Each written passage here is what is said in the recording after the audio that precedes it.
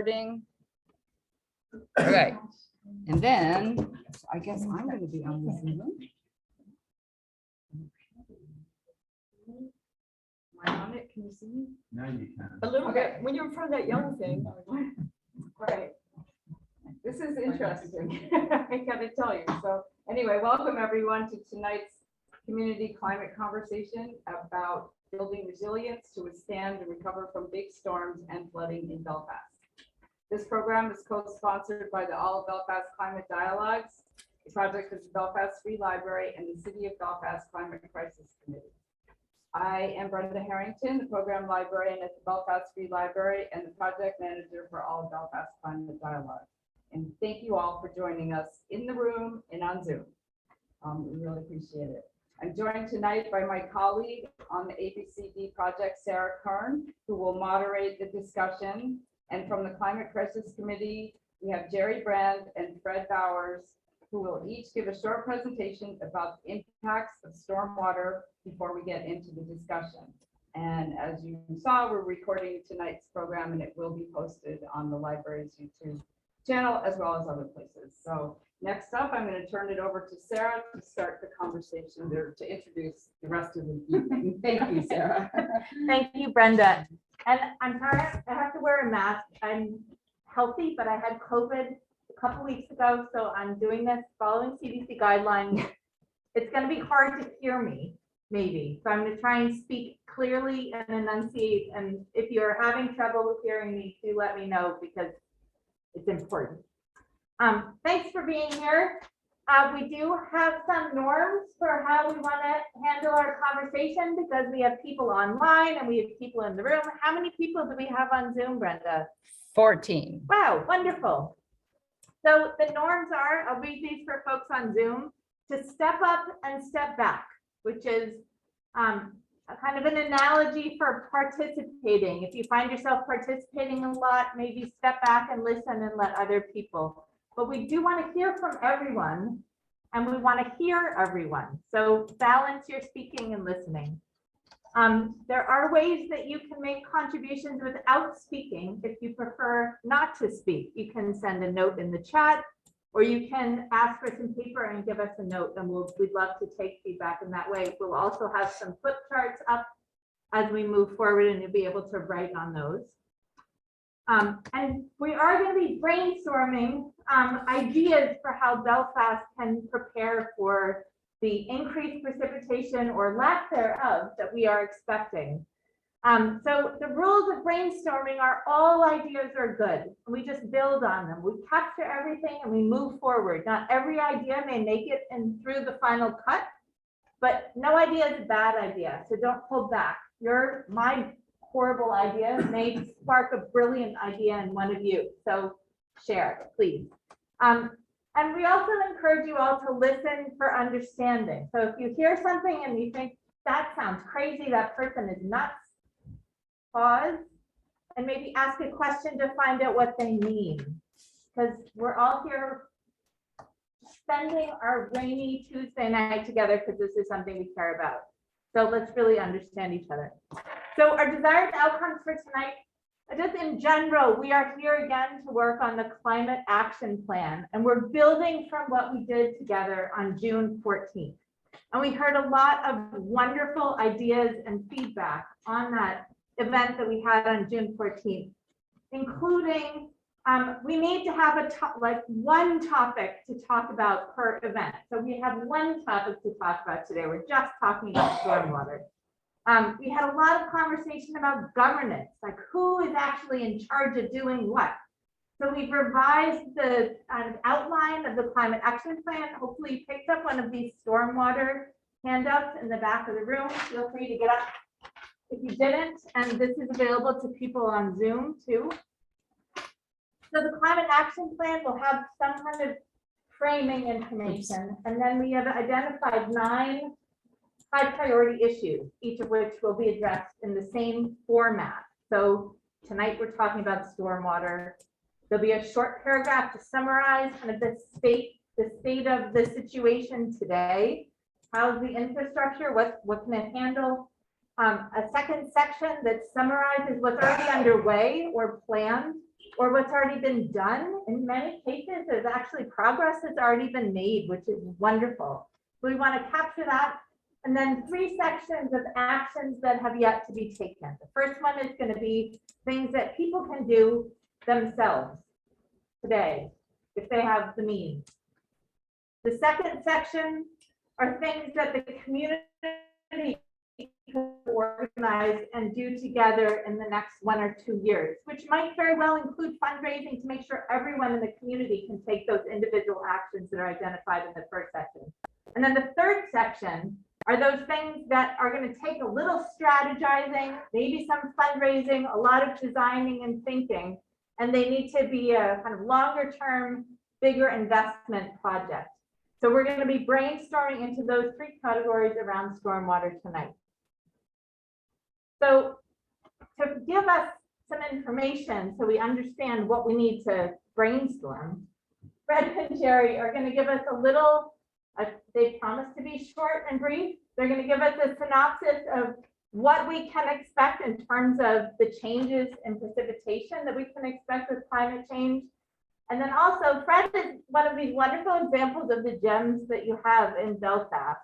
There are people who live here who know a lot that's really relevant to these issues.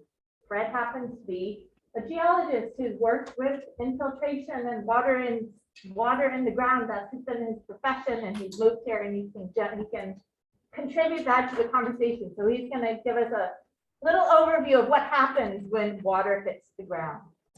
And then we'll start our conversation. I think Jerry is starting, right? Yeah, There you go. wait till I get the screen share. Oops, share screen. Any questions about the format of tonight or the action plan? Well, While we're waiting? Wait No. a second, Jerry, wait a second. all set, Brenda? Yes. Okay, we've been challenged by Brenda get the to light? keep this short. So we're gonna do as little talking as possible and leave as much time for you. So let's see how I do here. The first slide, no, next slide. Jerry, can I ask you to come closer to the owl so we can hear you? Yeah, Thank you. all Stay the down. way, if you can stand over here in front of the yellow screen, I think. Or you it'll be can move best that I back. have to stand up. If you don't mind.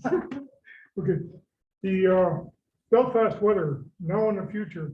It's no news to anybody that this last year has seen many examples of unusually extreme weather across the country. Floods, droughts, tornadoes, and a powerful hurricane. Here in Belfast, we had a relatively nice summer, comparatively speaking, following a mild winter. We are not immune to the impact of climate change on our weather, as evidenced by the intense rain and brief flooding this last October. And the past week or so has been kind of wet also. In the past, the ocean at our doorstep has moderated weather extremes, cooler summer and warmer in the winter. Our past weather is departing from the frequent moderate rain and snowstorms. We are seeing intense rain. Last Halloween's day storm was 6 inches in 5 hours, and periods of prolonged drought, such as this July. That complicates things quite a bit. The average air temperature has risen 3.2 degrees Fahrenheit since 1895, and that's the average through summer and winter. There's some charts in back there that define temperature as a function of month by month. It's quite interesting.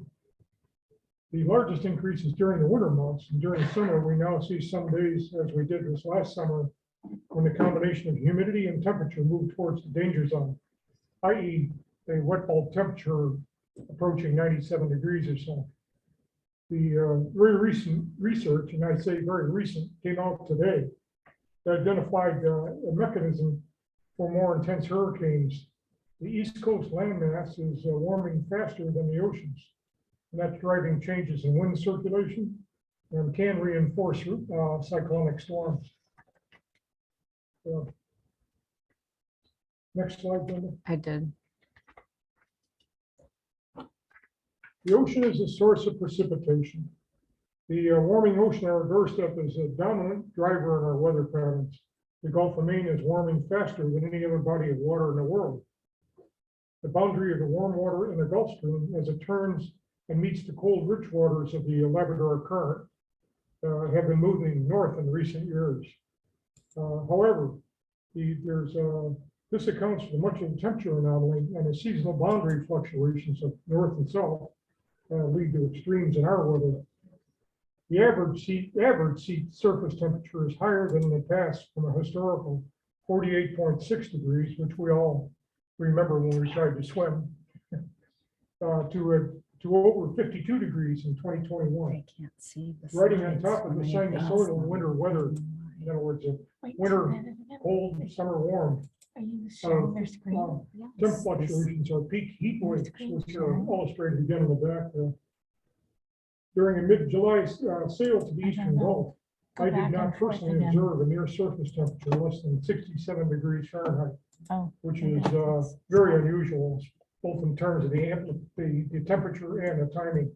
So Oh, a 1 degree he's C on the rise in next sea slide. surface temperature will cause about a 7% increase in water vapor pressure at the sea air interface, which will lead to more rapid evaporation That's getting and better. transport into the atmosphere.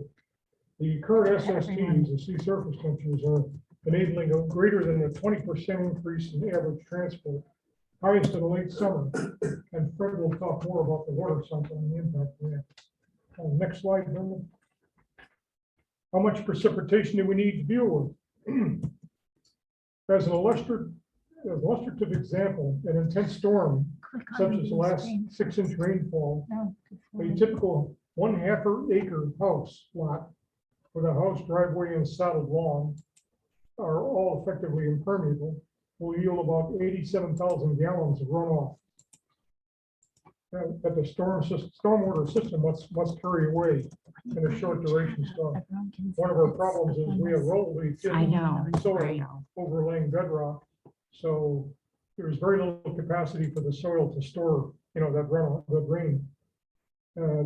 The storm that we had last Can you Halloween hit escape? demonstrated Does the it get you out effective of the maximum whole capacity of screen? our present stormwater system. In other words, if we exceeded that 6 inches, we'd see more severe flooding for a longer period. Oh. The mid-Atlantic states, on the No, other hand, there's have a seen light. intense storms as of this past couple It's hard. months. Mine's a Mac and Of it's 10 to different. 13 inches of rainfall, sometimes as slow-moving recurring storms. This is likely our future. Can you make that screen So when we smaller think so about how it much we doesn't need to go? prepare for, it's a lot more than 6 inches and probably closer Oh, to not that 12 small, inches. but just make it like The 2/3 of the screen. pattern of drought has Okay. constrained our options. No, I don't We need even to know where I consider am. Rainwater as a resource to be conserved and not all routed to the ocean. Our present scheme is big pipes dump it in the ocean, it's gone. But that's going to be wasting a resource we need. The stormwater control practices of the past must change. We can't live with the same systems. Stormwater, next slide. Mhm. You're way ahead of me. Stormwater is everyone's responsibility. So the responsibility for building a resilient community resistant to catastrophic flooding begins with each of us as property owners and includes changes that must be made to the city and state infrastructure. Bigger pipes to the ocean are not a creative solution in and of themselves. Fred's going to talk in more depth about runoff and what, how it occurs and where it goes. Appreciate your attention. And did I meet it by 5-minute limit? I wasn't paying attention. Thank you. I think so. I had other technical issues, Jerry, but no worries. Sarah, when do you have questions? Should we let Fred talk and then do questions after that? For both of them was what I was planning. You have a Okay. burning question? No, that's just more to do with I just want to say, he gave some very important statistics. Yes, Where are they gonna be? we will share them on our website. Okay. So we had a technical problem with the people zooming in. They had a hard time seeing the slides, which is why Sarah and I were over here in trying to troubleshoot the problems. So now I'm gonna hope the screen share works. Bottom middle. There. Okay, from beginning. Okay, Hopefully it works. yep, now wait a second. Yeah. Can you guys all see this? Screen share? Yes, we can. Okay, I don't know. Okay. I'm sorry, I apologize. I don't know what happened last time. Okay, I'm Fred Bowers, and I'm the chair of the Belfast Climate Crisis Committee. And we've been focusing on stormwater ever since I started with this a little over a year and a half ago or something. And because we had storms that were very intense and they caused flooding.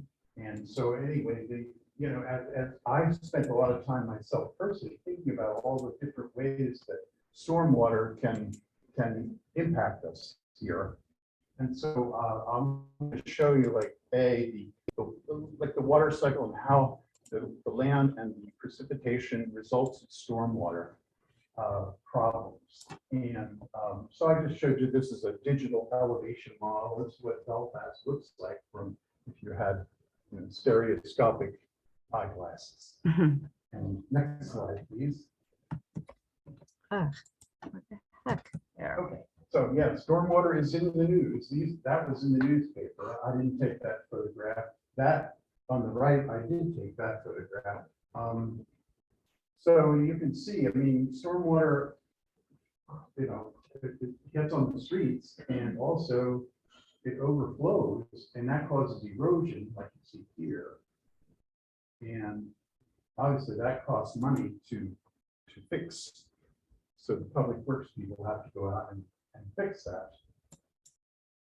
Okay, next slide.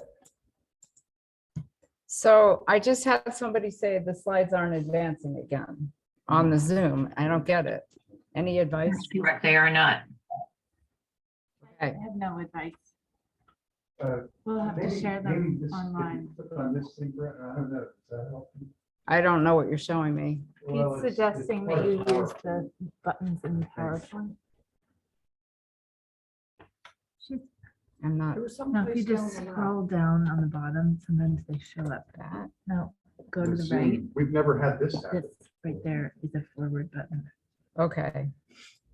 Does that work? Yeah, that did. It moved. It works here, but what's working here isn't, there's a lag with Zoom. So we'll put the slides as soon as we can on the website, but we can't. So I can maybe I need to manually do them like here.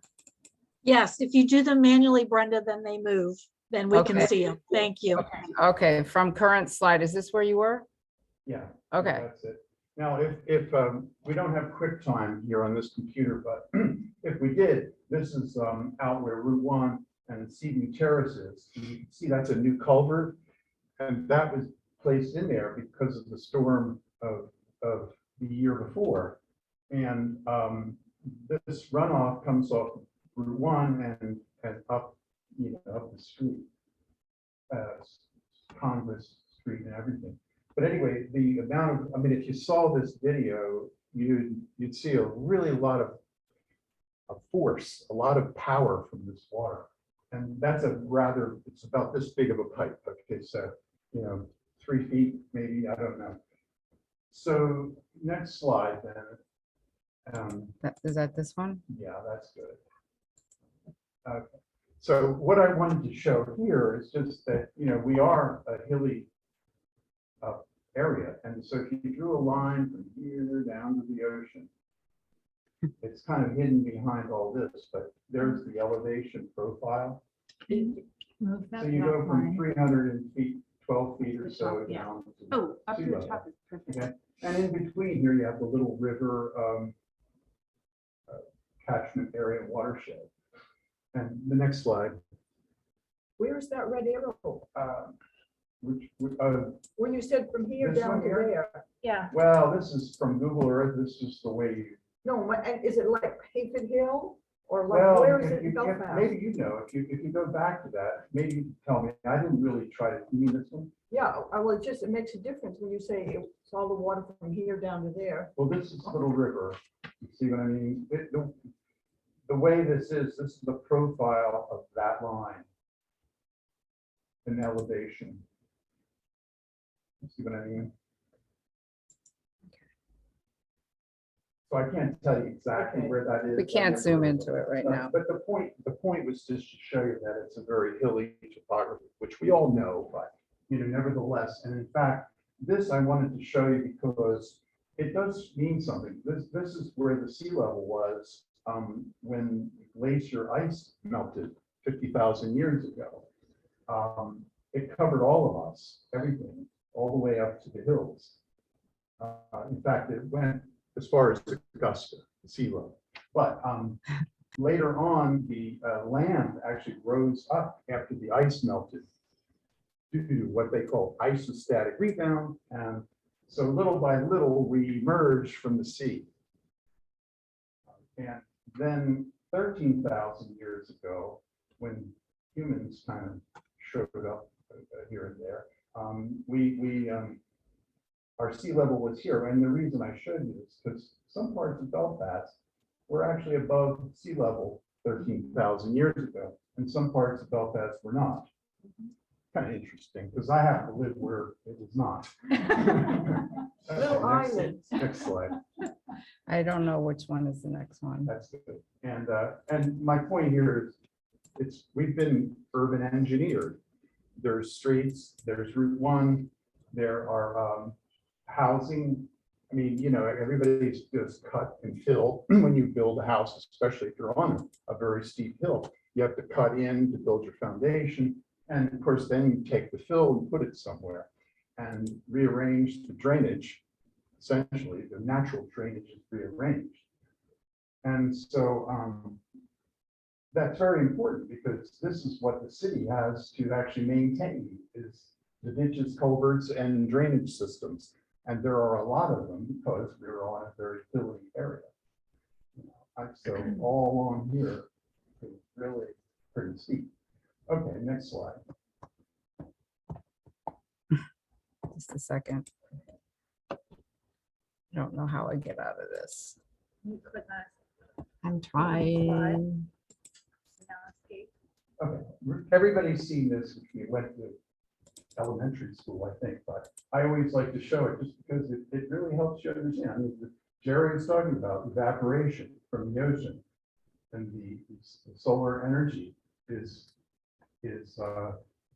essentially increasing the temperature of the ocean, which then gives off more evaporative water, which causes more precipitation at some times of the year. And so this is the whole water cycle problem. Well, the problem is it's not the same as it was 50 years ago, maybe. It's 100 years ago. It's not the same as 100 years ago. And a lot of our design of stormwater infrastructure is based on older numbers, older thinking about precipitation intensity and so forth. And this is all kept and maintained by the NOAA, the federal government. But so the next slide.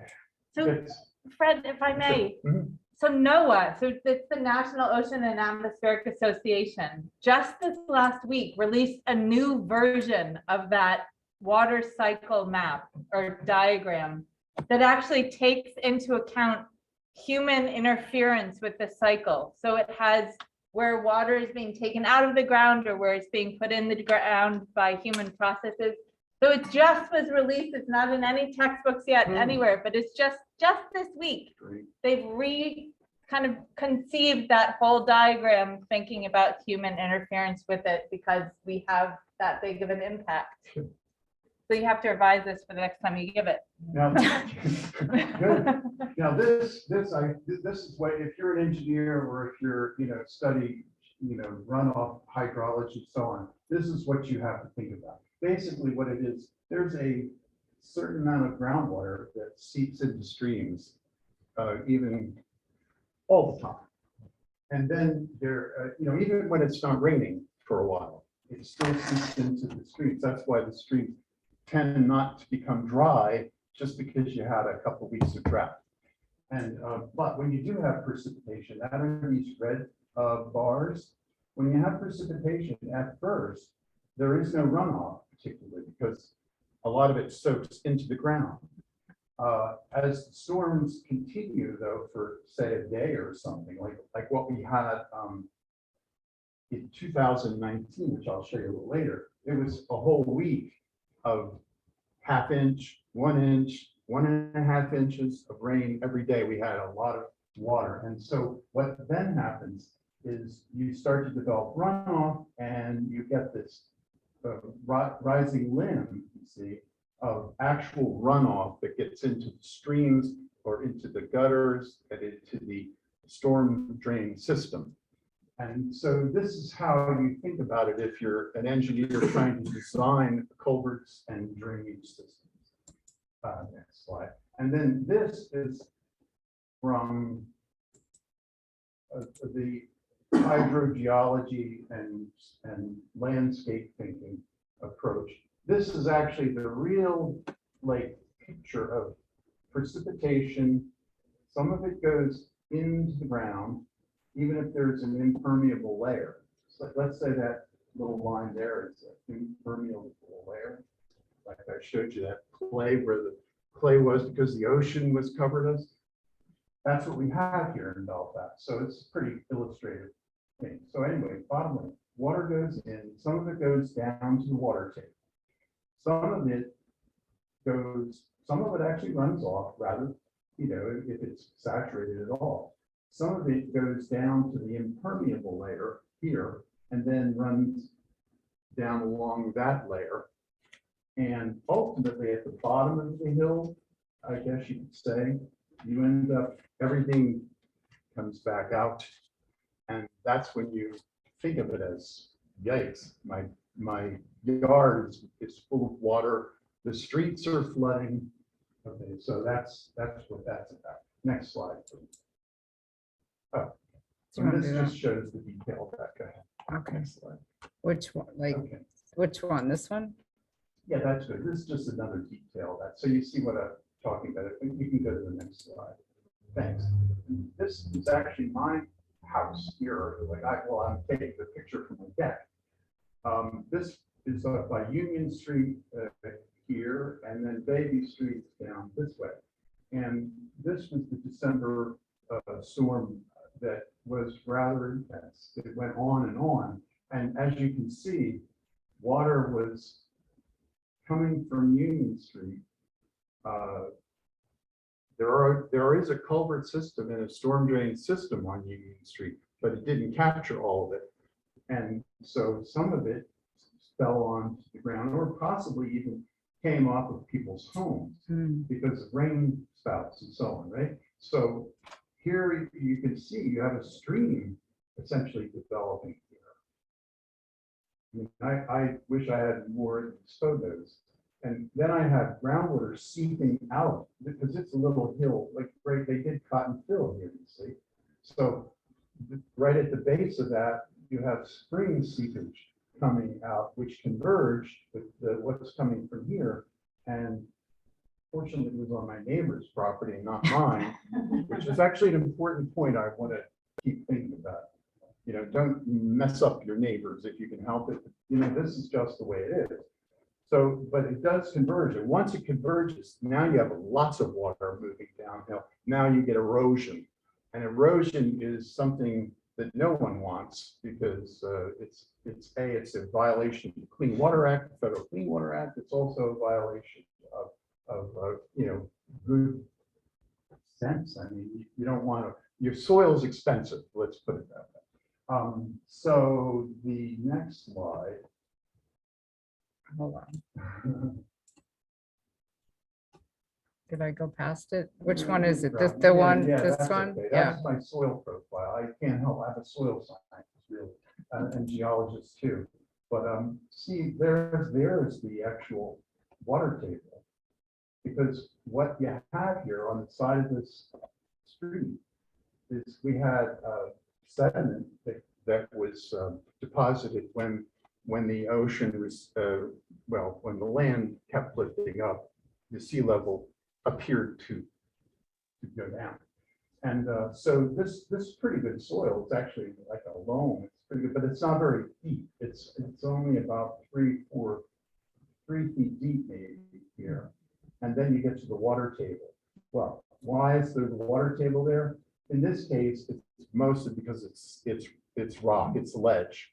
In some cases, it could be that it's the marine clay that was deposited. That's why I showed you the picture of, the glacier line. So anyway, that's my soil. It's pretty good soil, but you know, the seepage can drive you crazy. And next slide. Which one? This one? Oh, maybe the one before that. Yeah, that. Thanks. This one? And yeah, the reason, you know, it's a little tongue in cheek here because I do care about the city system. That's the point. Because I work for the Climate Crisis Committee and we care about this. But at the same time, we all feel a little relieved, if you think of it, when it finally gets there and no longer, you know, in my backyard. And so this is next slide. And this is another video. I don't know if It's not they gonna don't play. work. No, They don't work. I don't, It's I, we, very- Well, it's Allen Street and the water comes out of here. It's so turbulent. I mean, it does, first of all, it shows you the power of water. Second, it shows you how much beach erosion can occur. And if you can see this video, you would see, because I turned towards the sea, the ocean, and you can see the erosion and the channeling. And this is going to get worse as we have more intense precipitation. Next slide. Might be almost over. One more. Okay, yeah, oh, okay. Which This- one? Yeah, This- that one. That's good. Now, this is on Condon Street. And the reason I'm showing you this, there's a couple important points. One, this is combined sewer overflow. You all know what that is, CSOs they call them. There are only two, I think, left in Belfast. They've been getting rid of them, but this one still exists. And this is a manhole, but you can see there's water coming out, not from the manhole. It's not like the manhole is, you know, erupting with water, although it can happen, but it isn't in this case. What's happening is it's probably running between layers of the pavement and then emerging right here after storms. And if that happens during an icy time of year, then you really have a problem. And I know it does happen. And it also damages the streets. It certainly doesn't do any good for the pavement. Next slide.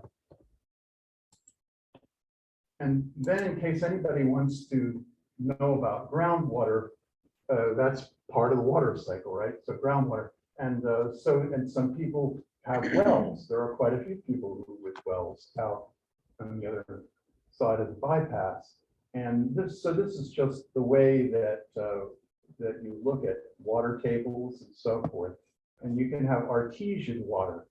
Artesian water comes because you have it confined as aquifer, like that goes, and it actually has hydraulic head. It means it's like higher than the outlet. So then you have water, you know, sort of squirting out of the ground. That does happen. We all know that happens. On White Street, when we had the White Street meeting, people mentioned how they had a spring. Well, that's what a spring is. It's an artesian thing. So anyway, this is how the whole system works. Also, if you have a well that you use to as your water supply, drought becomes an important feature in your life. You don't want droughts because if your well is this deep, but the water table goes this deep, then you've got a problem, right? Okay, next one. hold on. So, okay, I just wanted to run by. This is just a summary. Hopefully I'm not taking over. These are kind of cool, but this is up behind the heights or the rail trail. Yeah. And then this is, of course, the ocean. And but we're a water world here in Belfast. We've got sea coming on one direction. We've got stormwater coming from the other direction. We're in between. And so the Climate Crisis Committee is trying to understand these processes and then advise City Council as to what we should do to keep us all safe. Next. Okay, and this is where what we were talking about. This is the condition is that we have an old system here in Belfast. You know that, because if you, some of the storm drains are kind of like sideways and they're down below 8 layers of pavement, that type of thing. So on September 20th this year, the city council approved a project to be done by Olver Associates to actually study the stormwater drainage system in its entirety. It's going to start by looking at the inside the bypass area where most people live, and that is going to cost $70,000 to just do that. Then they're committing to do the rest of the city. And I really want to give a lot of credit for the city to approve of that, because it was one of the things that my committee was trying to convince them to do it. And it's a good thing to do. They knew they had to do it. They've been talking about it since 2014. They did it. And it's now going to be, they're going to actually study every manhole, every culvert, how big they are, whether they're broken, all that kind of thing. Then they'll be able to make some decisions about how to repair our infrastructure. So this is very important. But meanwhile, you know, what do we do as regular people? We're not the city. We have, you know, we have to think, like, what do I do about my neighbor? I don't want to send my drain pipe from my roof to my neighbor directly. Certainly, it's not only is kind of illegal, but it's not nice. That's the way I look at it. But so what do? How do you keep the water on your own property or direct it to where it should go? Well, that's not always easy. It depends on how much property you own. It depends on where you're located. But there are things such as rain gardens, cisterns, swales, et cetera, that slow down the process of runoff. And if you look at those documents that we have links to, they explain a lot of these in more detail. The other thing we can do is there is state money and federal money that's probably going to be more available to do resiliency grants, which we need, because to fix our infrastructure could cost, you know, tens of millions of dollars. I know Rockport is committing to spending like 30 million. But that's going to include a landfill closure. So anyway, is that me? No, it wasn't you. Okay. Okay. Well, I think that. Oh, this one's important too, and then I think I'm finished. This, you might not know what I mean, but with the thing that Sarah mentioned, the NOAA precipitation intensity tables, they show like a mean and a standard deviation, and that's a confidence interval. And I think it would be smart to start looking on the high side of that when you do designs, even though it may cost more. In the long run, it's a good idea, because we kind of know what the Earth is heating up for certain, and that it's going to cause the problems that Jerry mentioned. So, you know, maybe that's something we should start to do. You could do it. It would be, you'd have to enforce it. The city would have to enforce that. Anyway, I think that's it. Brandon, there's only the last one probably says the end. So, yeah. The end. Ta-da. Great. Yay. Thank you. Lights back on.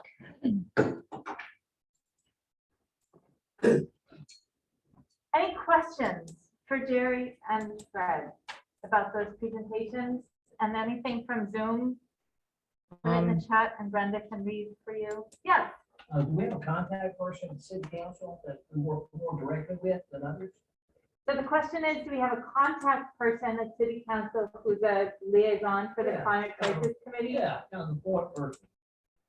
No, the way that it is handled is that Fred and Jerry, if you're gonna answer questions, you've got to be Sorry. closer to the hour. the way that is handled, we give reports. They're always very amenable to that. So we can go give reports to the city council at any of their meetings. So we do that. There isn't any one particular person that does that. So everybody is. Everybody hears what I say, Okay. including, Technically and legally, we're an advisory committee, which means you can either take our advice or forget it. But we work hard to make sure that we put it in a way that it'll be absorbed. So Jerry's point is that the Climate Crisis Committee is an advisory committee, so their advice can be accepted or not, and they work very hard to make it appealing to the city council, so they do accept it. That's right. Okay. Yeah. All friends up there, 2 points that I think you made at the end that are really important. One is you mentioned some of the devices, cisterns and so forth. It comes down to storage, right? In my mind, we're not going to make pipes from 36 inches up to 72 to handle the bigger storage. We need storms. We need to find storage. It seems like that's the way forward. I don't know how that happens yet, but I think it's the key point. And as far as the Belfast or the trying to get people to plan for that bigger storm, you know, it seems like it would be the planning and zoning might need to put it in their ordinances, but without statewide expertise, I'm not sure they'd be comfortable doing that. They can't tell a civil designer to do something that's different than what ASCE says. In other words, so I think you've got some good points. There's some ways forward, but some challenges too. We just have to repeat it so the people on Zoom can hear. So Sorry. the comment, no, I'm gonna make it much briefer than you did, but the comment was, there's no infrastructure that could handle the kinds of storms we're looking at. We need to build in water retention systems at different scales appropriate to be able to handle the stormwater. And then your second point, which I think is really interesting, is that current practices of managing stormwater may not include those kinds of things, and asking city council or asking the staff of the city to do things that are out of the norm maybe pose an extra challenge. Is that accurate? Comment? can I respond to that really quickly? Absolutely, storage is the whole way that you keep water from going to the ocean. And if you build a bigger pipe, it'll go there, but it'll cause said more that they future can hear erosion. the audience. So, you know, it's one of these problems that maybe there's a way that you could sort of slow down the beach erosion through some mechanism near the beach. But we do know we're going to be getting more intense storms. So we have to think of something. Otherwise, we either are going to have pipes that aren't big enough, or else we're going to have beach erosion. Fred and I have walked the beach. It's an interesting process if you start up at the bridge and then walk along the beach area. There's about something like maybe 8 to 10 major outfalls that range in diameter from a foot to 2 foot to as much as 5 foot. And that's it. That services the entire inner part of the city. And right now, the solution is let it go to the ocean. That has to change.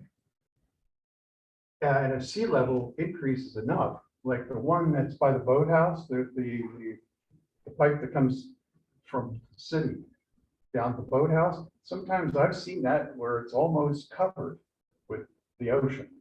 Now, if that happens, water can't flow into it from up the hill. So it's going to come out somewhere else, like, another street up the hill. We don't want that to happen. That's very, very troublesome. How long has this organization been, is it a committee? Our committee, 2018. 18, 5 years. Has any exploring gone on, like partnership with like an organization like Habitat for Humanity that is actually got the infrastructure, fundraising infrastructure, but hasn't ventured into this aspect? That could be partner, because if I'm hearing you right, if you had the money, you could just do a lot of it yourselves, right? You wouldn't even have to go through city. Well, council. Can I Yeah, we- step So- in? yeah, we- so- that's- Yeah. So that is a big reason Mhm. why Belfast is taking on writing this climate action plan. Because having a climate action plan makes a community eligible to compete for state grant dollars. And with the big IRA, which is the infrastructure Inflation Inflation Recovery Act, it's a reduction. total misnomer. Anyway, there's a lot of money for climate resilience. So Belfast needs to get this climate action plan in place, and that will actually help the city access those dollars to do these kinds of projects. Okay. So thanks for being here and working on that with us. Marcia? One thing I've been aware of, I moved to Belfast 6 years ago, and I live on the infamous Seaview Terrace. And part of the dilemma is Route 1, which is state's responsibility. And I also walk all around the city all the time, and I walk through City Park. And the October storm last year, it runs across the street to a hospital through the park. It actually overflowed. There's a stream down there, a run up street. That can get pretty powerful. It's pretty flowing pretty well. It actually overflowed into the city pool. So there's your attention. Inadvertent. But it costs a lot of money for the city, let alone the property owners. And until we do a full assessment, including the state's cooperation, Right. it might have unintended consequences, some of the remediation that is being considered. And I don't know how we do that. I've talked to our legislators, both city and state. Basically, what I've been told is that people need to write letters. I don't think there's any remediation. Thank you. Thank you for your Yeah. Apparently they can hear. We Oh, got a okay. note from the Zoom gallery that they can hear. Oh, and If they can't- Parker Gassett, who's involved in this, says November 1st and 2nd this year is the State Stormwater Conference in Portland. Oh, good. And I did know about that. And to answer Marcia's problem statement is that we do at least have now an engineering study Yeah. that's going to be done. But before that, we didn't have that. So now we'll be able to see, how things are sized, because I showed you the thing about the floods, the hydrograph and all that. That's what engineers look at when they design these things. They have to know how much is going to be the maximum flow that will come through under a different kind of storm. If it rains 2 inches in 1 hour, that is a real problem. And it's starting to do things like that. I mean, when you saw what happened in Kentucky this year or other places in the world, that's what they were getting. They were getting hammered by really intense storms. So anyway, at least, we've got so much going by doing this study. It elated me. I was really thrilled. But So one thing we talked about when we were preparing for this meeting was the flip side, of course, of big precipitation events is extended drought events. So there's also reason for building those retention systems to help kind of survive the drought period, whether you're a farmer or a gardener or whoever you are. There may be good reason to store some water that you can use when you are in a drought period. Any other questions? And then we'll go into what we might do. Yeah.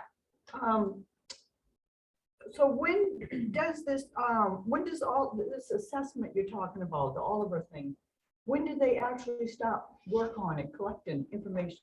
Because if they just passed it in September. they just unanimously approved of that phase 1 $70,000 allotment. It's just a month or so ago. So when the engineers start on that, we don't know that. I'm sure they'll get going when they can. It might, I'm sure they'll start, but it's a lot of work too. You can imagine every pipe, every culvert, every storm drain, they're going to actually identify where it's located with GIS and how deep down it is and everything. but I don't know when they're starting it. I really don't. So they're collecting all that data about what's here. Are they building a model then to see how? it Well, can you know, handle events, or- where Jerry used to live was Derry, right? You sent me that thing about Derry, New Hampshire. Yeah. Right. They have already done this thing. They have a whole GIS coverage that shows where all the storm water infrastructure is and where the sewer infrastructure is and all that, and you can really see it. We will be able to kind of get to that point once they do the study. Yeah, no, I partly was asking because there's so much new development going on in Belfast now at a rate much faster than ever used to happen, that, you know, that's why I was asking. Because it'll make a difference. It'll take, I imagine something like that would take a year or more. To do the study? Yeah. I don't know. I don't think it'll take that long, but I really don't know. I mean, that's a question that. Well, I would think they'd have to go through a season. Yeah, or it'd be hard to do it in the winter. if things aren't There's flowing. lots, different things that happen every season. I know. I don't know the answer. to Well, your it's real just, question. I live over on the East Belfast, Mhm. and I've just seen a lot of changes. I'm sorry, I missed the one that was specific to shoreline, but anyway, Mhm. so No, I know what you mean. there's some things that I have to say, but I think maybe it comes more under what we can do. maybe. Okay. We'll Jeez. hold So that thought. that question, I was just wondering about that. And I guess the only other thing is, you know, is there a map that shows where all the clay soils are? Because there is a lot of marine clay, certain parts of, at least over on the east side, Yeah, I don't know about over here. The USDA provides an online soil map that's very close to being perfect, but it's never as good. Like, there's so much variability with soils. You go 10 feet, it's different. We all, but there is a soil map online that you can look up. And it's called Red Soil Survey.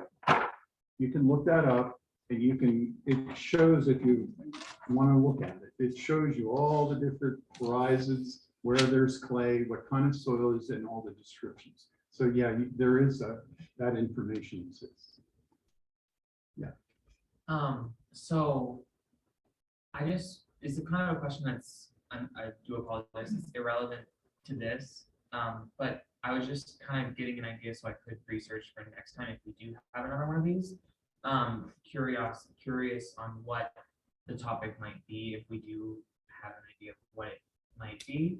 Because I do have to leave, because I have another meeting at 7. Yep. But I was just curious if we had an idea of what it might be. If we don't, that's fine. I was just curious. We already did that. So we have some ideas in mind on like the electric grid, community solar, electric vehicles, something like that. Okay, Okay. cool. And you can always contact me. Okay. All right. I do apologize. I just That's wanted okay. to ask, because That's I wanted okay. to be prepared. for Yeah, this we one. have to line up speakers and Yeah. that part first, and we're in the Okay. process of that. So Alright. thank you for the question. Yeah, so which of the next of the 9 topics are we covering? John? I was struck by what Jerry was saying about recent storms in the Mid-Atlantic of 12 to 14 inches. Mm.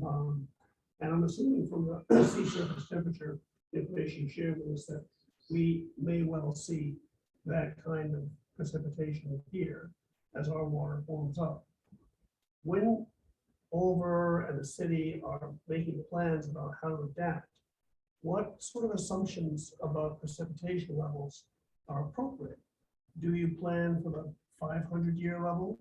Do you plan for, impossible?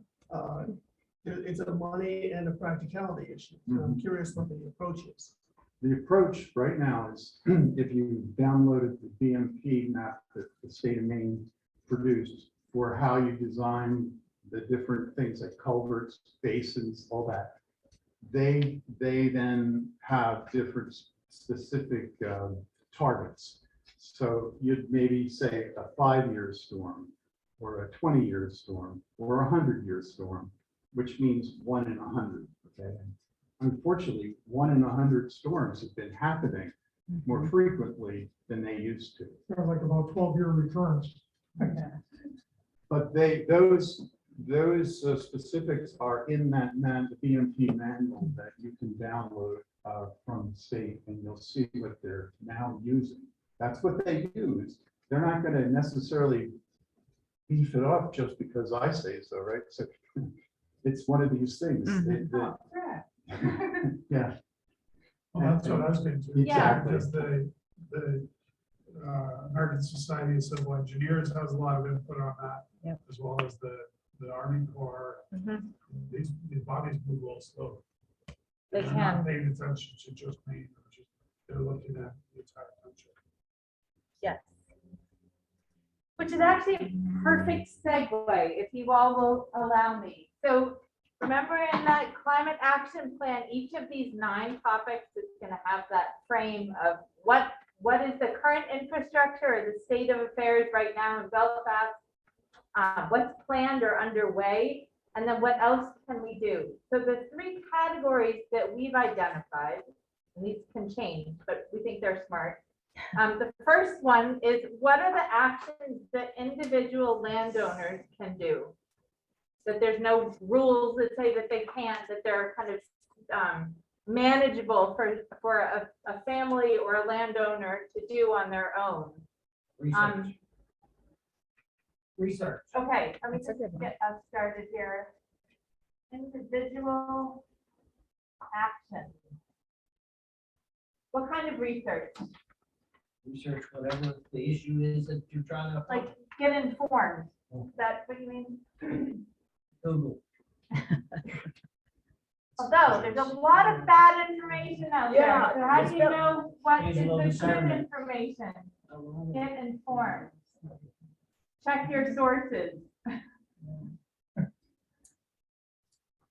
any of you on your property now on Zoom or here, have you done anything to either capture rain or manage it? Have you changed your driveway, installed a rain barrel, planted a different plant somewhere? I can play the part of somebody, member of the audience here.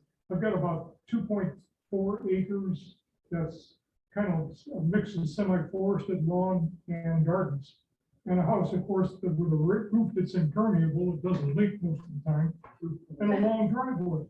And I started running the numbers. I just did a little number here. In a 6-inch storm, I'm responsible for 263,000 gallons of water. That's either absorbed or runs off. Much of it would be runoff. One of the things I'm actually considering is my driveway is a piece of crap to start with. And I'm thinking of ripping up the existing asphalt, which serves as a beautiful conduit of rainwater, and replacing it with something that's at least permeable. So replace impermeable driveway with Right. permeable. Yeah. I'm not gonna do the same thing with my roof. My roof's Don't tell gonna your remain plow impermeable. person. Don't tell your plow person that. However- So Sarah, in the chat, people said the same thing, if you can see it on the screen. It's a really kind of an interesting problem because you got Don't two extremes. crush You got stone. the normal Okay, thanks. rainfall, which normal being maybe an inch or two. And then this other thing is these periodic intense storms, which you probably can't handle as a property owner. It's gonna be runoff. And that's expensive work to have done. That is. Yeah. But let's just go with this now and then we'll deal with the expense. So I live basically abutting a swamp. Yeah. The edge of my property is a swamp created by Route 1. So after planting many things that have died, we finally found plantings that can survive in that environment, I think. We'll see.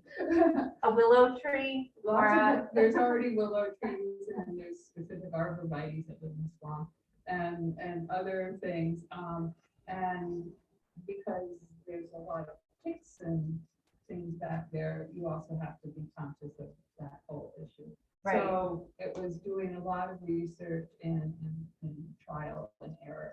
And it won't solve this problem, but at least absorb so much water. Yeah, there's some trees that absorb a lot of water, like the willows, We the have some alders. huge willows back You know there. how people always used to cut down alders and they used to hate them? They absorb a lot of water, Yes. but they also, they have a lot of CO2 catchment. Yes. Sequestration. Yeah. Yes. Mhm. Yeah, So, Carbon. that's one of the things is like for individuals to, I guess, educate themselves, about, their yards, like how you are. And, one of the things that I'm doing a lot more is let a certain amount of weeds grow up, yep, because, and this is very helpful during drought, yeah, as well as, it reduces the evaporation. And mulching a lot more. So that's one, if you're outdoors in your yard a lot, it's like, don't make it so squeaky clean. So I go on. yeah. So it's interesting that you said that, Bindi, because right on chat, someone said, turn your grassy backyard into native plants, bushy trees, much less to mow. It's a good idea. Yeah. Yeah, replacing lawn with things that have deeper roots can help even get through that marine clay layer, and help basically recharge the groundwater, Yeah, as I understand it. yeah, it creates a whole nother little island. It's a type of storage, and Yeah, so if you would have fewer events where you had flooding. And in catchment, Mhm. yeah, because I know, I had, natural retention in the ground. And this is a great place where there actually are a lot of experts who we can turn to give advice about what plants to grow in wet areas and what plants to grow in dry areas. So we don't have to come up with those answers ourselves. We can draw from experience of people who live here and draw from those experts. So when does a planting become a rain garden? This is my own question, because there's a whole handout about rain gardens. What's the difference between a rain garden and planting a willow or an alder in the right place? The immediate difference is a rain garden is planted around a house and it's to handle the runoff from the downspouts Okay, and other parts of the house itself. That's the technical definition. thank you. But I'll bring up another point. Great. that is part of that. I live on a steep hill running down to the water. The pavement only goes so far, X feet. At the edge of it, in a heavy runoff, which is mostly every time it heavily rains, like earlier today, there's a lot of erosion on both sides of the street. The street runs down, there's a catch basin to take some of it underneath the properties of the road. But the question is, that's immediately present to me, isn't about a rain garden, but it's a different kind of gardening problem. What I'm wondering about is what I plant alongside the road where I currently have a lawn, but it's a pretty, it's not a compressed lawn. At any rate, what more can I do with vegetation to divert that erosive stream down the hill? And I haven't seen that addressed, but it's something that if somebody had an idea that they could come to me with, I would like to have that idea. So if I can make your suggestion, your comment a little bit more generic, you're pointing out the opportunity that someone who lives on a street has to plant right adjacent to the pavement. So that when you get one of those big rainfall events Fred told us about, where there would be undercutting of the pavement by water, the vegetation would actually hold it. Yeah, that's part of it. And that's more generic, but the question is going downhill. It's a different And problem because downhill. you have the force of the water. Right. In the case of a level pavement, it's a question like the swamp, like Marsh's swamp. Right. But Right. in my case, it's more like maybe you don't even try to soak it up there, but you try and you plant Have little, like a. right, a little runoff. rivulets. Yeah. Yeah. To bring back the beavers, right? Yeah. Okay, so we need to go to chat after you write Okay. down. Let's, all right, go to chat. So, Well, she's writing, maybe some of you might know better. I saw a number once that stuck in my head that a mature tree can transpire, in other words, draw water out of the ground and into the atmosphere, something in the order of 300 gallons a day. Yeah, but it also varies tremendously on the kind of tree. But it's true, the older they are, the more they soak up and the bigger they are. So a while back on chat, someone suggested we set up, and I know we'll get to this, rainwater collection barrels to mitigate runoff and water use. Yeah. And then Parker Gassett says, communicate to residents that it's okay to rake out the town culverts near to your home when they become blocked by debris and heavy storms. Participate in dialogue that craft equitable stormwater utility fees on impervious surfaces across residents and businesses. That's a lot. Is that's that, a big one. And Yeah. Parker, thank you for saying that. But that's, I think, a really important one is keeping the leaves out of the drains that are near. Number one, like, do your part to help the city infrastructure perform the way it was designed to perform, which means, yeah, cleaning things out so they can operate regularly like you clean out your gutters. and then a comment about how many old homes around Belfast have deep cisterns because they are kind of like catches for groundwater. I thought the cisterns were always in the cellars though. Well, there's cisterns, but there's also like the old fashioned, I forget what they call them, but they're not, that was before sewers, but it was like, just places that were, the runoff would go. I mean, that's where it was on Yeah. Parker Road for years. Yeah. Just went So down were the hill in a big hole. So that's pretty interesting. If there are already in the city infrastructure to hold sewer, and it was probably filled in when it wasn't needed anymore and when the sewer lines came through. But could those catchments actually be cleared out and used to collect rainwater and not have to build new retention ponds? I noticed it will fill. Yeah. I They suspect, just would be left. I suspect that there's stuff like, because actually at our house, before we put in a sewer system, there was like a runoff thing. It was like, it was like a cistern, but it was on the other end. And we just put some rocks in there and the stuff probably collected in there.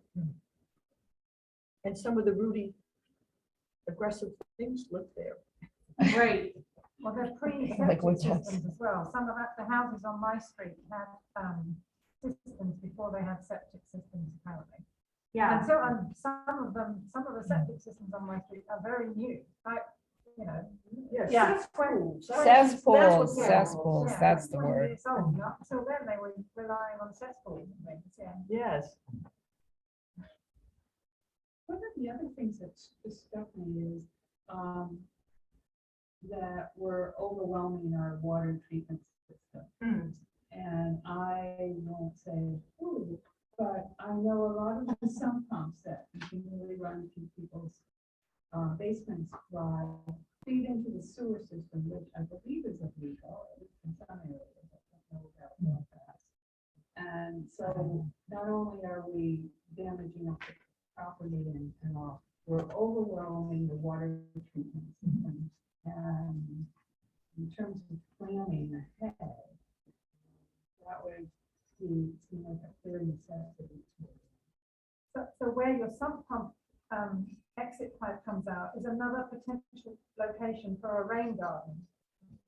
Maybe. It depends. That's what I Because was there- just wondering. 'cause There are some plants that do amazing jobs of cleaning water, Yes. if that's what you're going with. No, I'm not Yeah. talking about Well, raining. just to I'm deal with the water. I'm just talking Yeah. about, once the sump pump pumps it out of that little pipe and it comes out, in my case, out of kind of a hole in a window in my basement. And mine just lands the water back in my front yard, which is only Yeah. about 10 feet from the sump pump in the basement. So I kind of visual it going all around like that, but it was a bit longer and went into what, like a planted, specifically planted rain garden, then and that will be absorbed slowly and gradually. And then I think the important thing is released slowly and gradually. So it's slowed, the whole release of Right. wastewater is slowed down. So I can't really have a rain garden because I don't really have gutters. So. Huh. They're called dry wells, sometimes. Oh. Yeah. That's one word for them. Yeah. Did I capture your point correctly, or did I flip it back on its head? So I heard you talking about protecting the wastewater management by not diverting all the water that's running off into it, but if there's clean water that can be handled more naturally and not have to go through that treatment system, the treatment system will be overwhelmed. I Is that what don't you're know saying or no? exactly how it works, but I know during high water events that a lot of excess stormwater gets fed to the water treatment system Which- and actually overwhelm the water treatment system. They're enhancing it right now. And that's back to the storm overflow systems you were mentioning that, right, because there's diversion so that stormwater doesn't have to go through the system, because when that system gets overwhelmed, the sewer water ends up in the ocean, which is the thing that we want to avoid. And this Yeah. stormwater as well ends up going through the stormwater treatment facility, just because that's where it's flowing to. It's an old city and a lot of Right. infrastructure, as you pointed out. One of the biggest opportunities, I think, that exists in Belfast right now is the areas along Route 1, where there's basically marshy swampland that is actually stores some rainwater, but it's also a cause for a lot of flooding downhill. And the University of New Hampshire updated a 20-year-old idea of engineered wetlands, where you have a stone bed that's a couple of feet deep, which has now been covered with a pea stone, which is then covered with a layer of fabric, geotextile, which is then covered with soil. And then that soil is then planted with plants that can deal with stormwater. And the basic idea is, in a case like that, they call it linear bed, that the water permeates the first layers, goes down into the stone. Bacteria there deal with the pollutants in an anaerobic environment, and that water slowly percolates down to a large storage pond. And so now you've got a scheme where, instead of having this unsightly ditch alongside of the road, you have an engineered wetland that is good to look at, deals with problems with salt, oil runoff off the highway, and is now stored as a purified resource that you can use for something else. The cost for the UNH's idea of costing for the thing, it's on the order of 75 cents a square foot to do an engineered wetland like that. So when you think about the numbers of square feet that are alongside each side of Route 1, that's going to be a lot of money, but it's an elegant solution to a big problem. So Jerry, were you moving us towards the 1 to 2 year community actions and suggesting that might be one? Without, even just the engineered wetlands by themselves would slow the flow down, Right. but you're still put in a position of taking a viable resource and flushing it to the ocean. And that's where the retention pond will come into play. So I do want to shift gears here a little bit. We aren't gonna exhaust all the things that individuals can do. I hope this is getting your mind thinking about these things, and you can send additional ideas to us at abcd@belfastlibrary.org, Or just me. or just send them to Brenda or Fred and Jerry. The gear I want to shift to. So last time, June 14th, we had a kind of wide-ranging conversation, and a few things kept coming up that people felt very strongly about. Like ideas that might be overarching, cross-cutting ideas for how we approach this climate action plan. And for better or worse, I've labeled them values. So a couple of the values that I heard expressed multiple times in June. One was a concern about equity, that some of the ideas we were talking about might be within reach for some people in the community, but not everyone. And what could be done to make it possible for everyone in the community to build their resilience against these storms or against the changes that are coming. That was one thing. The second, a number of people expressed interest or desire in balancing what would make it easy and convenient and safe for humans without overly impacting the ecosystems that we have. Can we still steward and conserve parts of the land in Belfast City without, we need to balance that. It's not all one or all the other. And then the last idea that I heard, and I was reading all the notes from our meeting because it's been a while, was this idea about a need to think about systems. And there was someone who said, we're Belfast, but we're not on our own planet here, right? We're surrounded by other communities and other people, and rivers come from other places and pass through Belfast and then go somewhere else. So we're part of a natural system, and we need to pay attention to what's upstream and downstream, what's, up air currents and down air currents, etc. And there were other comments about the fact that we have lots of different interlocking social systems as well. And how do we think about solutions that work and take advantage of the assets that we have and get more for less rather than duplicating effort or running at cross purposes? And if there's an opportunity to solve multiple or to achieve multiple desired outcomes through one action, that's the better action to invest in.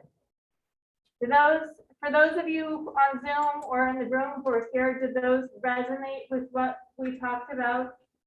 Are there, when we start talking about values like this, are there other things that we want to put down on the paper? I'm bringing this up because I think it's going to be useful to use these ideas as a lens through which to examine the ideas for actions and make sure that the actions that are in the final climate action plan reflect these values of the people who live here. Right? So do we have the right values and we can change this, but do we have the starting place? Is that a good place to start?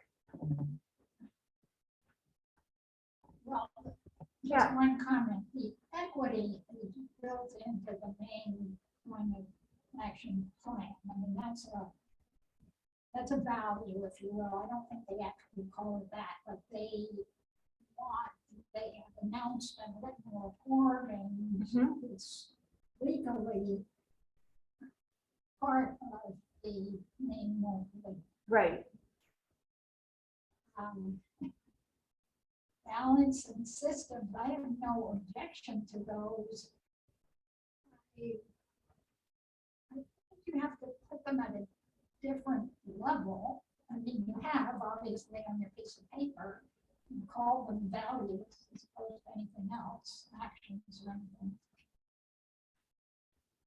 I'm not sure you can look at every action through the lens of each one. Some of them you can, some of them you can't. I would just simply, I sort of off the top of the head, you have to do what basically they did with Manual Way. They wrote down their actions and then they put the equity part of it at a different level. Okay. And they didn't consider balance or systems, but I'm sure there were people like you in their conference room saying, oh, well, we've got to think about systems. Right. So, Or yeah. just a comment. Okay, great. So the equity one, here's how the most concrete example of how I think we might apply that. So we noticed a number of those ideas that we came up with for individual actions, like replacing a driveway with something that will let water drain through. That's expensive. It's been on my wish list for decades, for years, right? So are there are there 1 to 2 year community actions that Belfast as a community might take to secure grant funds that could be dispersed to maybe those driveways that would make the biggest difference to the whole system? So that might be a way, like we can look at those individual actions and think about ways that everyone in the community can take those actions. Or if it's a free rain barrel program or a subsidized rain barrel program.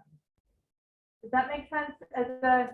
That's how I was imagining what I meant when I was saying lens. Maybe you may still make, I think you still make a good point that sometimes equity needs to be addressed head on directly and you can't just kind of mix it in and expect it to work. It needs to be addressed more directly. Right, so Kinda. just for an example, quickly looking at the York Executive Mhm. Summary of their climate action plan, they have a whole section on community resiliency and equity. And one of the first goals says, create a coordinated climate and health response team to address climate, health, and disaster risks for the whole community. And so they have 3 things there, and they address it Yeah. that way, rather than Yeah, including it in and- everything. I Yeah. don't know, I mean, I like both ideas, honestly. Well, we can also just keep Yeah. them at I play just- and this ha- figure I out just what's had gonna this. make more sense. It just came up over and over again on June 14th, Yes. so I wanted to voice it. Is there another meeting scheduled? Not yet. Not yet, but there will be, because we have 9 topics and we've gotten through sea level rise and now we're dealing with stormwater. So we have 7 more. And I just You're want to right. say, the Climate Crisis Committee has meetings every month. I don't know when you meet. Yeah, twice a month. Right now, we meet twice a month, the first and third Tuesdays of the month at 4 o'clock in the afternoon in City Hall conference room. And the public is invited to. Oh, my attend. goodness. Invited. You can come on Zoom also. If you look at the, if you look at our webpage on the city website, which we have, like all the other city committees, you can find out how to get how you get a Zoom number if you want to come by Zoom. We may want to experiment too. Maybe there's one of these topics that we want to try to just do online, that we could make a Google Doc and ask people to make comments about some specific, respond to very specific questions within a time period and see if that works, because it is a lot of work. That might make it work. Well, there was one Doable. comment in the chat before I didn't have a chance to mention, Okay. and it was from Karen, and I don't know exactly, I think it was in response to the runoff, but it was like, whoops. Focus first on the homes and land that are in the highest parts of Belfast, catch the water, closer to its source before it Yeah. runs off. Beth suggests you can also sign up for meeting alerts at the City of Belfast website. That's never worked for me as a side. You can request, anyway, you can sign up for emails from belfastmaincccc@gmail.com. I never get those alerts. when I So sign up. I'm putting on the 1 to 2 year community action plan that the community, people like Fred, might identify the highest priority places where individuals could take, or individual action would have the biggest overall contribution to water management in Belfast. And that's how I'm interpreting that last. Last, Zoom comment, okay.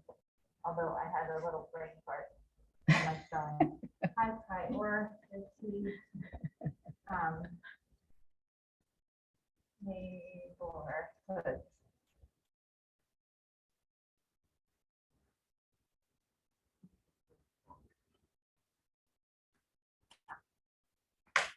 Now, I'm confused about when you labeled this community actions, Yeah, does that mean it's no longer up to one individual? Right. That it's like something that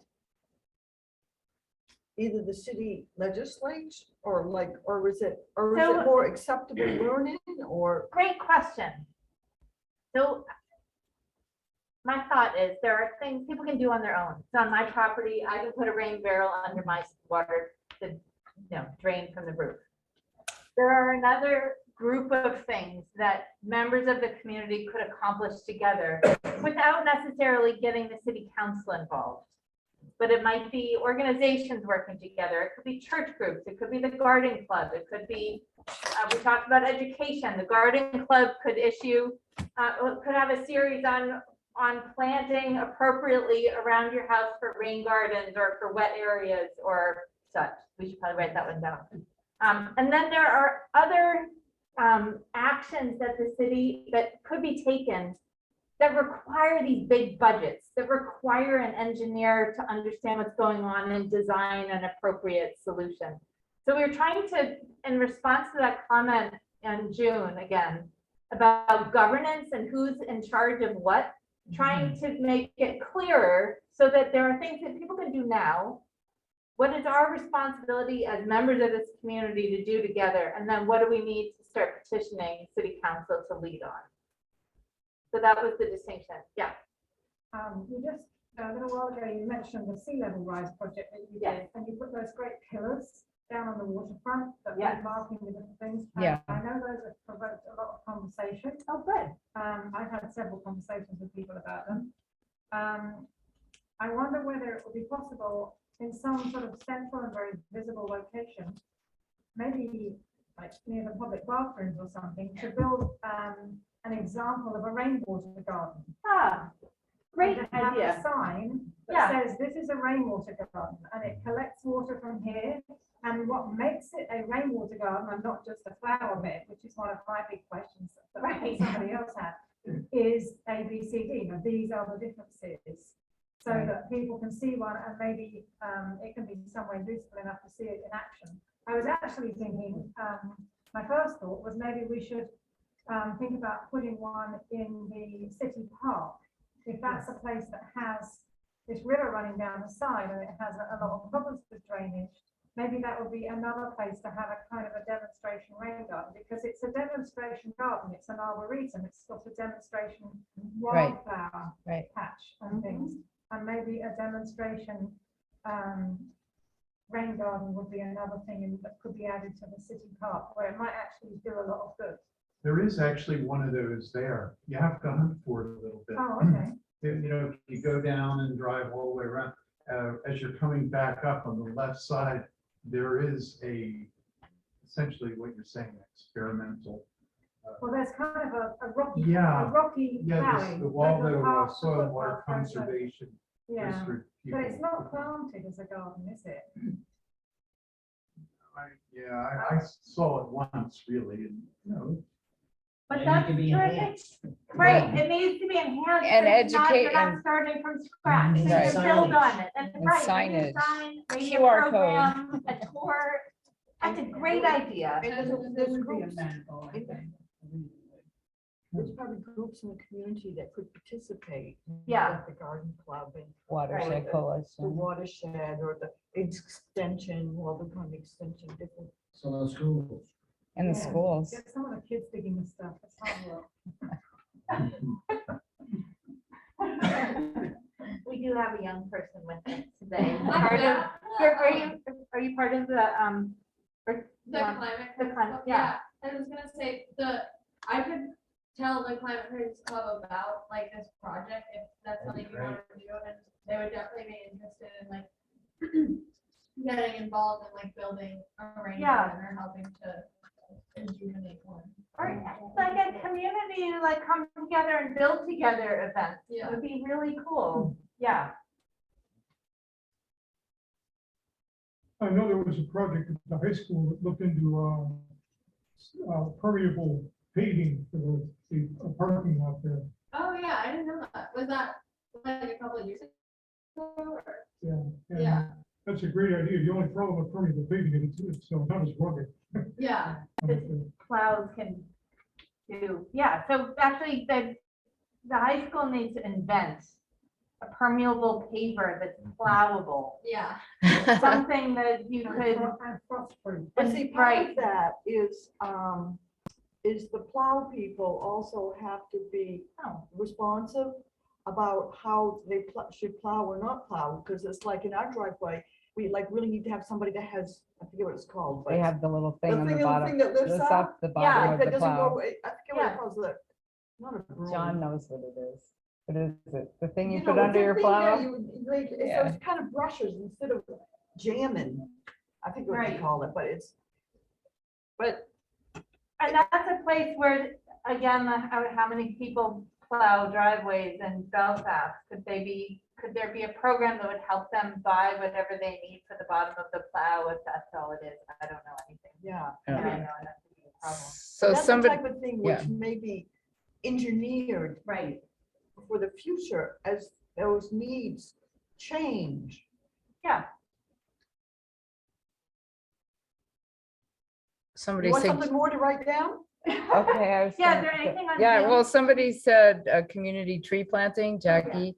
Maine has the 2022 project canopy that might be an option for applying for a grant. Here in Belfast, we do have our Green Streets tree planters. Yeah, but I didn't know if that's just for downtown or would it? Yeah, I include don't know, something but like- somebody would have to take the lead on that, to apply for a grant to Yeah. plant the trees. We basically have, because last night, we had a meeting. Right, yeah, I know. About Project Green Streets, Yeah. which gets funding from Project Canopy, which is probably. Oh, they why do. Jeffrey Okay, said that. said Okay. I think here, I mean, this is an excellent idea, and the part of the discussion last night was how we could organize green streets, which one of our counselors started 40 years ago. 1980. To incorporate more organizations in the Yeah. community and incorporate more people that are associated with those organizations and plan a little better on how to do it. Yeah. More collaboration. Community actions. more collaboration. Yes, In Cindy. general, I mean, I actually was thinking, I was being a little silly, but I was totally on your page because I was thinking about the same thing. But there's all these organizations that are already in Belfast, and did they know they could be connecting or working together and contributing to this overarching? On Vision this plan. particular thing, On tree they planting, do yes. know Yes. that Yeah. They are, that they have a common interest. Right. and, A lot of different expertise can be Yeah. focused on this particular idea of community tree planting. And to your point, though, about making a demonstration of it, to not only have all of those groups working together, planting trees together, but then have a story, have a narrative that talks about how all these groups are working together and where else could that kind of collaboration. And how it's helping with happen the with water. It also helps to educate all the summer visitors, because, Yes. Yes. summer visitors saw Yep. the sea level rise things, everybody who walked through the boatyard saw those. Yeah. And they stood there and said, holy cow. Sarah, Yeah, I wonder if it'd be, I like the idea of things at the school, but it'd be great to have things downtown. Yeah. For instance, you could build a nice rain garden off City Hall. There's quite a bit of grass there. Here, the Or, library, well, the library doesn't have a lot of grass, on the space. side, By the we do. church. Yeah, on Miller Street, thank you. I think if you had it within the downtown area, that would be most effective. that would be, send a nice message to your counselors, And it would require the town to actively promote it. right? That's kind of one of those bridge actions, right? Because it's a community action that sort of gets into the space of that, those counselors and others who can make those 5-year decisions and get those grants in place. Yeah. So the other thing that I was thinking about community actions is, I know this is like totally different from this other stuff, but get people who are very interested in this area that we're talking about in a political position. Oh, yeah. Get involved. Get involved Get involved. politically. But encourage people who are leading in this space to take that next step and run for office. Yeah, but I mean, not just, not for just that purpose, but you know, Right. if they could bring a lot with them. Yeah, But, you know, and a lot of it is for climate change in general, because it's Yeah. about, a lot of it's about collaboration and thinking outside the box and those types of things. yes. Okay, let's- And it's definitely an individual and a community to the next Yes. level. yes, I want to capture that, and I'm also looking at the time, we have about 20 minutes left. We could take on that 3 to 5 year plan, or we could just say 3 to 5 year plan, C over associate. Or- Which maybe, I like that. maybe, I mean, there's action in That's this more category, in this municipal. topic area. Well, it seems to me that among the projects that could be identified that are long-term and that are city-oriented, would be Yeah. identifying potential engineered wetlands areas. I mean, we have tons of berms and highways and things which could be identified for that purpose. Yeah, So that would be one way to contribute to that. so question about that. I'm thinking of the friends who already live in Belfast. Could Belfast residents do that mapping, or is this a place where we get into the complicated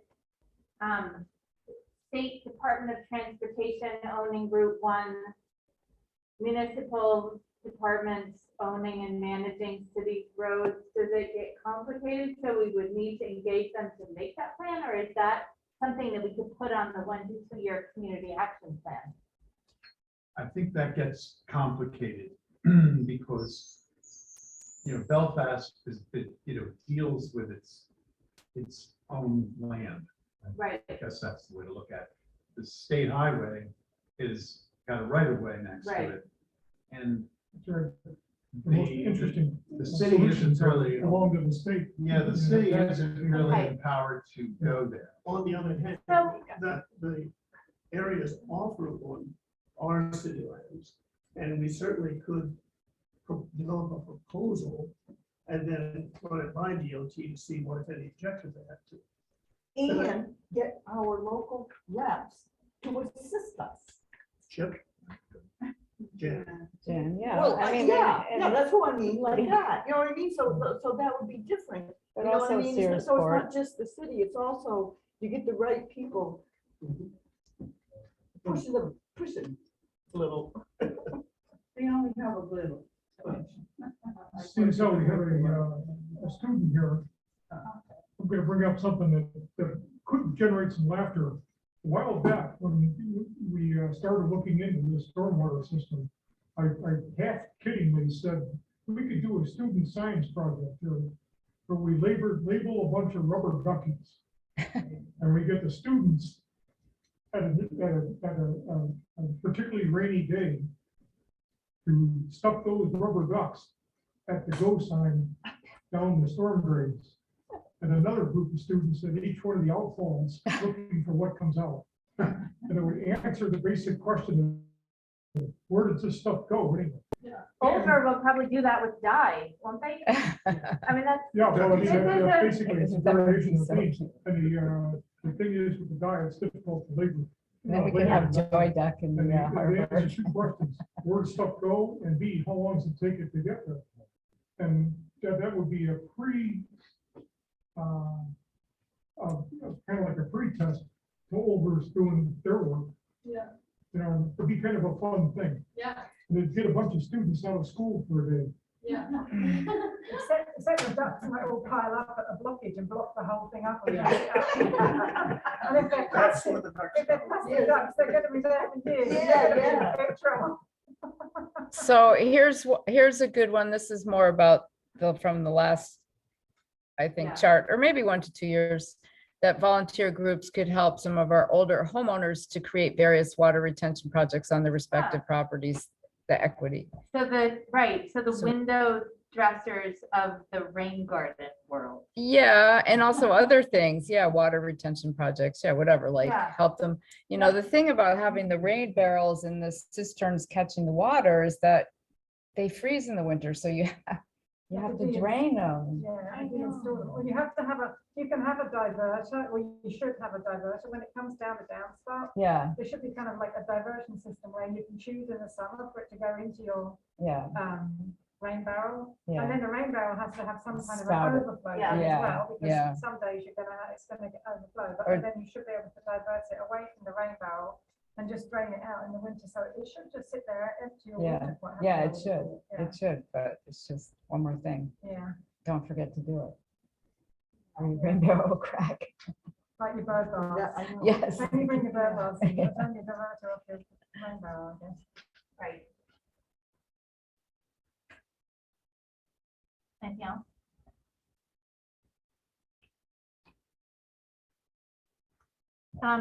There were some ideas we had for pulling this all together.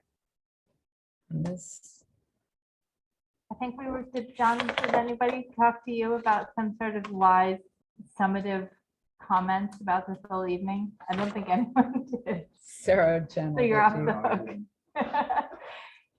So I don't understand, how are we gonna fit in the 3 to 5 thing?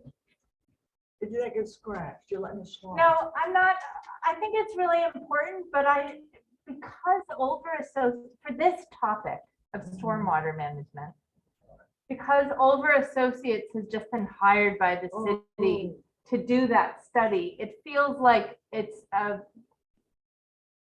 better use of our time to let them do that study, see what comes out of it, and follow their suggestions, or maybe push them to think about, maybe instead of planning for 10-inch rainfall events, they should be planning for 14 or something like that. I was thinking, as we were talking about cesspools and like that, it might be a useful exercise for Olver to try to identify where Yeah. those unused storage places are, if there are some. That's a good I idea. have a parking lot of the questions that we don't have answers to, and I will Oh, is that what add that was? I wondered what that meant. Yeah. Parking lot. Um, I know, I didn't know. what that was.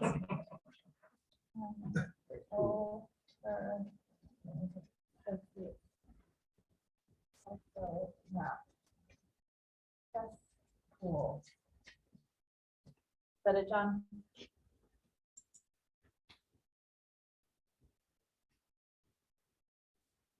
Let's declare open season.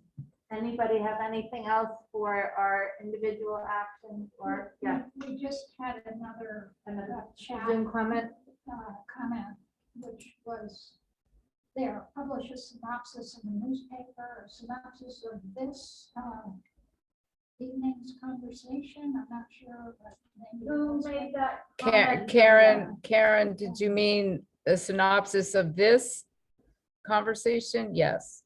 Okay. Okay. So in the past, just so you all know, we do write synopsises and they end up on the library's ABCD's website under our archives, the ABCD archives. Have You you can gotten go, much feedback on that? well, people look, I mean, they don't always comment on it, but they go to it. I can see that just from statistics, but it's on ABCD archives or ABCD collection. So there's a whole synopsis about the June 14th event. The problem with writing a synopsis for the newspaper, somebody has to do it. I'm really rather busy, but it is a good idea, Karen. It's an excellent Thank you. suggestion because again, it's another demonstration. And part of the original idea behind or kind of informing the All of Belfast Climate Dialogues project Yes. was to normalize and make conversations about climate change and what we're going to do about it more visible. And that was urgent with the previous federal administration. It's shifted into more action focused with the current. But that's making these things visible, making that rain garden that's visible and talking about it is a really important step. Yeah. Yeah. One other thing that strikes me walking around town is good neighbors. And so you have the people who have the perfectly manicured lawns next to the people who are letting their lawns, fill in, Yes. so to speak. And, or No people mow. diverting water into their neighbor's yard. And, oh my gosh, there were a couple of incredible conversations. Yeah. And so what are the city rules around that? A lot of cities have rules about keeping your lawn tidy. And educating neighbors about why you're letting your lawn grow or just Yeah. Hanging your clothes on a try to line. have, We don't have those in Belfast. Do you have zoning about those? No, but they do in some places. Oh, I know, yeah, but they do. So how do they have civil Right. educational conversations with the neighborhood? Leaving the leaves around the place until they blow onto the next door neighbor. That works. It worked for my neighbor at my own house. Yeah, I'm serious. I mean, I'm just. So does anyone listen to NPR and whatever show that is that has the unsung heroes minute at the end of it? I think it's a podcast too. it was on this morning, right? Or yes, I don't know. I don't know. But anyway, there's a little, one of the radio programs at the end, they always do an unsung hero and they just say, they call somebody out from the team of people who produce the show and talk about what they do that makes a difference to everyone else.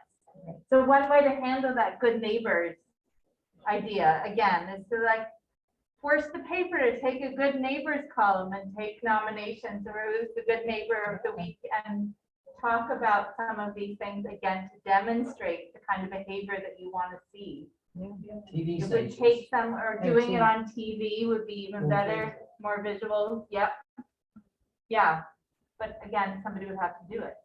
They, It was a Zoom comment, and also I agree, because I do have involvement with WBFY, but they went much more in depth than I would, but talking about, doing newspaper articles and Yeah. highlighting things through there, they probably could have sections of time where you can dedicate areas towards something, but just like using every sort of avenue we could use. yeah. High school students writing and submitting things to the paper might get extra attention and might be more likely to be published. And maybe you could get your English teacher to actually give you credit for doing that. So you could like pull the system. This is a nonprofit. No, this The is, library is. Okay. The li- We could we do have a grant. PSAs. We Yeah. could do some PSAs. yep.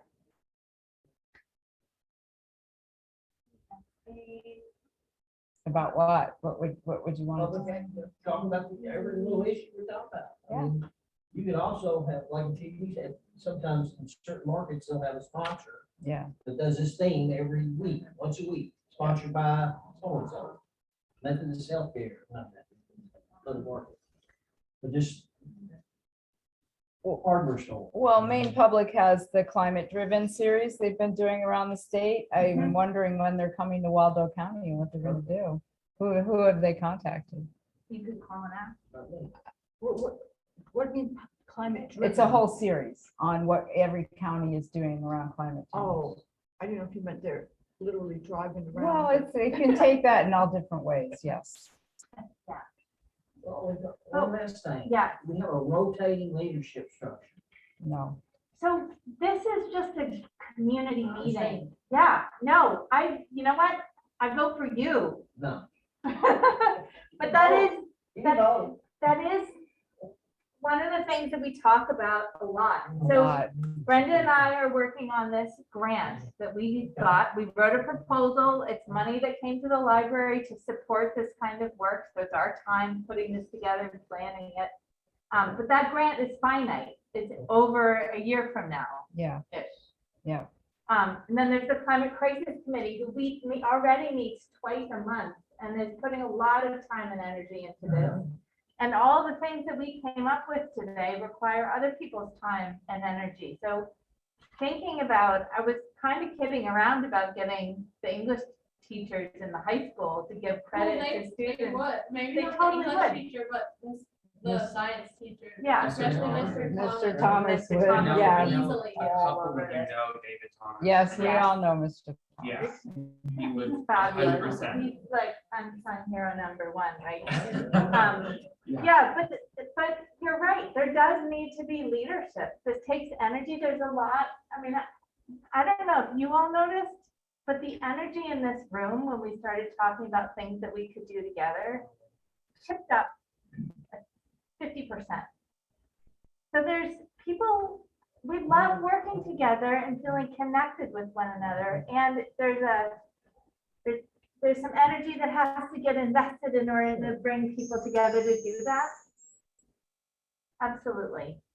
So there's no answer there, but we do need leadership. I'm gonna put that Right, on and that also, we do need leadership, and that's something I've identified and talked to Sarah about a lot, because the All Belfast Climate Dialogues is really a educational and a community engagement kind of project that we got a grant for to start the community talking about climate change. At the same time, the city appointed a climate crisis committee. Well, it's separate from our grant, but it was all sort of around the same time. There, in other communities, they have formed nonprofits or actually groups that meet, like for example, in Mount Desert Island, they have a Climate to Thrive, but Freeport just started one called Freeport Climate Action Now. Oh, You know, and they're not all nonprofits yet, but they're just people and citizens that meet regularly. I mean, we can do so Yeah. much, but I mean, I'm thrilled when I see people that live in this community wanting to get more involved. We had great conversations with the church groups, and people are really wanting to get involved. And what is needed is leadership in that role. especially to that. bridge past all of Belfast. The Freeport group, Olivia's called Freeport Climate Action Now, and I have no idea if they have a website. And there's little groups popping up all over the state. I'm gonna give you the last word. Oh, I was just gonna say, churches would be another great place where you could put, those rain gardens. Rain Yes, gardens. Because they that's a have good big idea. rooms, Oh, that's true. Good point. and lots of people walk in and out of church and see them. Yes. Sorry, I'm hopping on that one second. I'm gonna write wicked big rooms because we're in Maine. Oh my gosh. Okay, it's 7 o'clock. We want to be respectful of everyone's time. Thank you. This was really fun and energetic, and please keep your ideas. Sorry, it's 8 o'clock. Please, so you guys No, I know, I was like, oh. Yeah. But just, 8 o'clock. sorry. We're at the top of the hour. Letting you free, but thank you. This was really fun. If you have more ideas, send them to us. Go visit that. All of Belfast Climate Dialogue, part of the Belfast Free Library website, and you can find in the next week or two the synopsis from this meeting. You can read about the June 14 meeting. And Yep. stay tuned for the next topic. Do you have a topic you'd love us to take on next, Chase? I thought, especially with the June 14, I thought the topic of transportation Yeah. was a really interesting Yeah, thought process that I thought of. okay. Because the thought process of the charging while you're driving, Oh, even Oh, yeah. like that in like technology. in parking, like the technology, the Yeah. development of Yeah. transportation. Like I remember drawing like a map and saying, how can we like possibly develop like a bus route to Yeah. minimize, car usage. So I remember one topic being brought up about how can we minimize car usage, and I also remember people talking about like everybody just walking. And I was like, well, that's not really practical if you live in Jackson, because I do live in Jackson, and I'm like, I have to drive 20 minutes to get here. Oh Right. my And goodness. And it's like winter's I, coming. yeah, and I Yeah. don't, it's not something that's. Well, we'll practical for me. consider that as a topic, but we're We'll get not to that sure. one. We're, We think that's an important one too. It'll be, start your Yeah. research now. That'd be good. all right, Thank you, everyone everyone. on Thank you Zoom. on Zoom. I'm gonna stop recording now.